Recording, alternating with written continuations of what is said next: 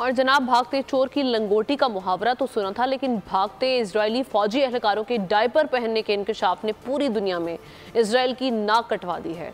Israeli इंतजामिया शर्म से मुंह छुपाने लगी। गजा में इजरायली फौज से दूबदू जंग करने वाली हमास की तंजीम अल-क़िसाम ने इस बात का इंकशाफ किया है कि इजरायली फौज के बुज़दिल एहलकार पैम्पर पहनते हैं।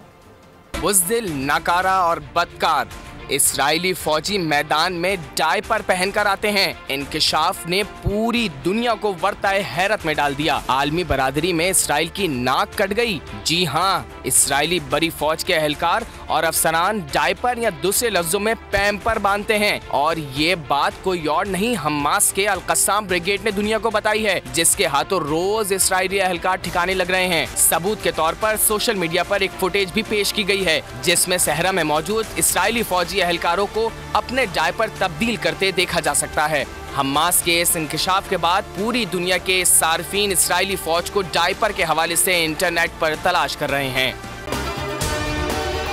अगर आपको ये वीडियो पसंद आई है तो हमारे चैनल को सब्सक्राइब करें और बेल आइकन पर क्लिक करें।